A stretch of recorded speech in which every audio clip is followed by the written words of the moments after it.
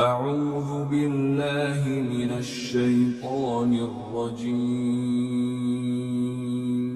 بسم اللہ الرحمن الرحیم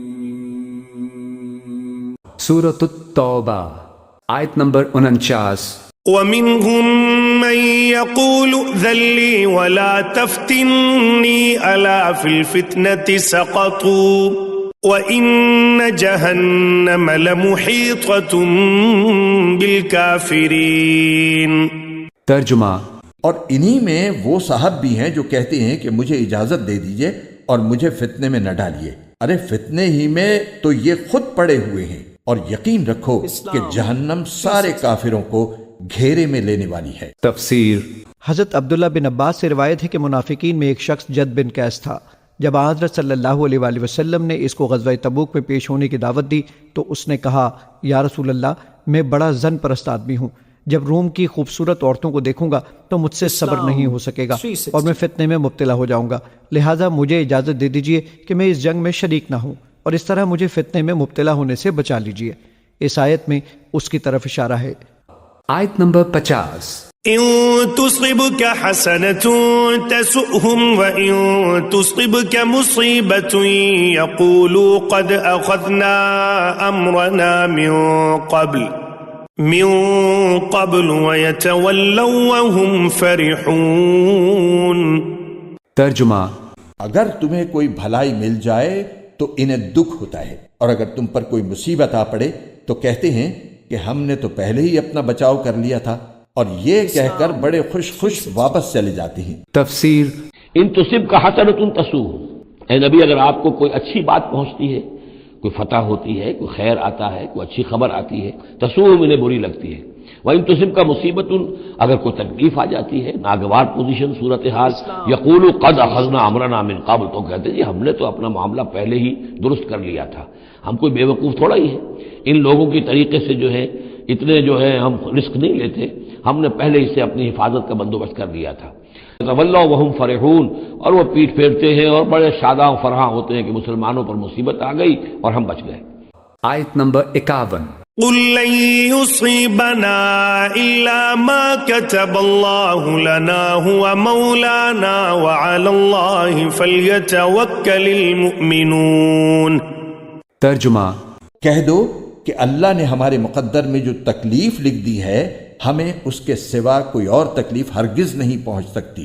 وہ ہمارا رکھوالا ہے، اور اللہ ہی پر مومنوں کو بھروسہ رکھنا چاہیے. تفسیر: یہاں دنیا پرست اور خدا پرست کی ذہنیت کے فرق کو واضح کیا گیا ہے. دنیا پرست جو کچھ کرتا ہے اپنے نفس کی رضا کے لیے کرتا ہے، اور اس کے نفس کی خوشی بعض دنیاوی مقاصد کے حصول پر منحصر ہوتی ہے. یہ مقاصد اسے حاصل ہو جائیں تو وہ پھول جاتا ہے، اور حاصل نہ ہو تو اس پر مردنی چھا جاتی ہے. پھر اس کا سہارا تمام تر مادی اسباب پر ہوتا ہے. وہ سازگار ہوں تو اس کا دل بڑھنے لگتا ہے، اور ناسازگار ہوتے نظر آئیں تو اس کی ہمت ٹوٹ جاتی ہے. بخلاف اس کے خدا پرست انسان جو کچھ کرتا ہے اللہ کی رضا کے لیے کرتا ہے، اور اس کام میں اس کا بھروسہ اپنی قوت یا مادی اسباب پر نہیں بلکہ اللہ کی ذات پر ہوتا ہے.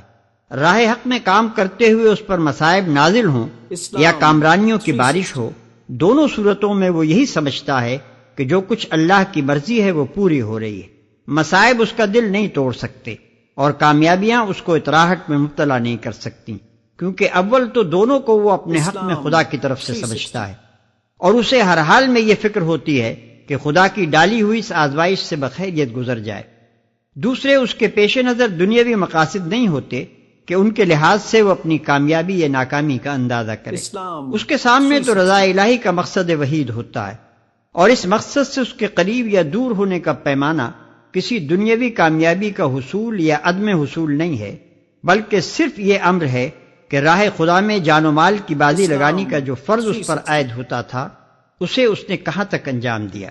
اگر یہ فرض اس نے ادا کر دیا ہو تو خواہ دنیا میں اس کی بازی بالکل ہی ہر گئی ہو، لیکن اسے پورا بھروسہ رہتا ہے کہ جس خدا کے لیے اس نے مال کھپایا اور جان دی ہے وہ اس کے اجر کو ضائع کرنے والا نہیں ہے.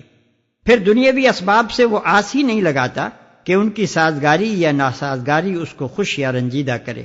اس کا سارا اعتماد خدا پر ہوتا ہے جو عالم اسباب کا حاکم ہے، اور اس کے اعتماد پر وہ ناسازگار حالات میں بھی اسی عزم و ہمت کے ساتھ کام کیے جاتا ہے جس کا اظہار اہل دنیا سے صرف سازگار حالات ہی میں ہوا کرتا ہے۔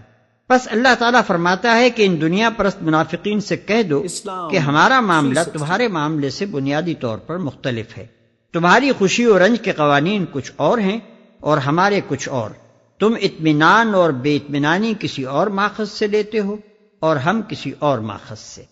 آیت نمبر 52۔ قل هل تربصون بنا إلا إحدى الحسنيين ونحن نتربص بكم أن يصيبكم الله بعذاب من عنده أو بأيدينا فتربصوا إنا معكم متربصون۔ ترجمہ، کہہ دو کہ تم ہمارے لیے جس چیز کے منتظر ہو وہ اس کے سوا اور کیا ہے کہ آخر کار دو بھلائیوں میں سے ایک نہ ایک بھلائی ہمیں ملے، اور ہمیں تمہارے بارے میں انتظار اس کا ہے کہ اللہ تمہیں اپنی طرف سے یا ہمارے ہاتھوں سزا دے۔ بس اب انتظار کرو، ہم بھی تمہارے ساتھ منتظر ہیں۔ تفسیر۔ منافقین حسب عادت اس موقع پر بھی کفر و اسلام کی اس کشمکش میں حصہ لینے کے بجائے اپنی دانست میں کمال دانشمندی کے ساتھ دور بیٹھے ہوئے یہ دیکھنا چاہتے تھے کہ اس کشمکش کا انجام کیا ہوتا ہے، رسول اور اصحاب رسول فتح یاب ہو کر آتے ہیں یا رومیوں کی فوجی طاقت سے ٹکرا کر پاش پاش ہو جاتے ہیں۔ اس کا جواب انہیں یہ دیا گیا کہ جن دو نتیجوں میں سے ایک کے ظہور کا تمہیں انتظار ہے، اہل ایمان کے لیے تو وہ دونوں ہی سراسر بھلائی ہیں۔ وہ اگر فتح یاب ہوں تو اس کا بھلائی ہونا تو ظاہر ہی ہے، لیکن اگر اپنے مقصد کی راہ میں جانیں لڑاتے ہوئے وہ سب کے سب پیوند خاک ہو جائیں، تب بھی دنیا کی نگاہ میں چاہے یہ انتہائی ناکامی ہو، مگر حقیقت میں یہ بھی ایک دوسری کامیابی ہے۔ اس لیے کہ مومن کی کامیابی اور ناکامی کا معیار یہ نہیں ہے کہ اس نے کوئی ملک فتح کیا یا نہیں، یا کوئی حکومت قائم کر دی یا نہیں، بلکہ اس کا معیار یہ ہے کہ اس نے اپنے خدا کے کلمے کو بلند کرنے کے لیے اپنے دل اور دماغ اور جسم و جان کی ساری قوتیں لڑا دیں یا نہیں۔ یہ کام اگر اس نے کر دیا تو در حقیقت وہ کامیاب ہے، خواہ دنیا کے اعتبار سے اس کی صحیح کا نتیجہ صفر ہی کیوں نہ ہو۔ آیت نمبر 53۔ قل انفقوا طوعا او کرها لن يتقبل منكم انكم كنتم قوما فاسقين۔ ترجمہ، کہہ دو کہ تم اپنا مال چاہے خوشی خوشی چندے میں دو یا بددلی سے، وہ تم سے ہرگز قبول نہیں کیا جائے گا۔ تم ایسے لوگ ہو جو مسلسل نافرمانی کرتے رہے ہو۔ تفسیر۔ جد بن قیس جس کا ذکر اوپر آیا ہے، اسی کے بارے میں ایک روایت ہے کہ اس نے جنگ میں جانے سے تو یہ مذکورہ بالا بےہودہ عذر پیش کیا تھا، لیکن یہ کہا تھا کہ اس کے بدلے میں اپنا مال چندے میں دوں گا۔ اس کے جواب میں یہ آیت منافقین کے چندے کے ناقابل قبول ہونے کا اعلان کر رہی ہے۔ آیت نمبر 54۔ وما منعهم أن تقبل منهم نفقاتهم إلا أنهم كفروا بالله وبرسوله ولا يأتون الصلاة إلا وهم كسالى ولا ينفقون إلا وهم كارهون۔ ترجمہ، اور ان کے چندے قبول کیے جانے میں رکاوٹ کی کوئی اور وجہ اس کے سوا نہیں ہے کہ انہوں نے اللہ اور اس کے رسول کے ساتھ کفر کا معاملہ کیا ہے، اور یہ نماز میں آتے ہیں تو کسمساتے ہوئے آتے ہیں، اور کسی نیکی میں خرچ کرتے ہیں تو برا مانتے ہوئے خرچ کرتے ہیں۔ تفسیر۔ وما منعهم ان تقبل منهم نفقاتهم، اور نہیں محروم کیا انہیں اس بات سے کہ ان کے نفقات، ان کے خرچہ جو اللہ کی راہ میں چندہ دے رہے تھے ان کو قبول کیا جاتا، الا انهم كفروا بالله وبرسوله، مگر اس بات میں کہ انہوں نے کفر کیا ہے اللہ کے ساتھ اور اس کے رسول کے ساتھ۔ ولا یاتون الصلاۃ الا وهم کسالى، اور وہ نماز کے لیے نہیں آتے مگر بہت ہی کسل مند۔ ولا ينفقون الا وهم كارهون، اور جو یہ خرچ بھی کرتے ہیں تو کراہت کے ساتھ کرتے ہیں، مجبوراً کرتے ہیں، وہ تو جان بچانے کے لیے خرچ کرنے کے لیے آمادہ ہو گئے، ورنہ انہیں مال جو ہے بڑا پیارا ہے۔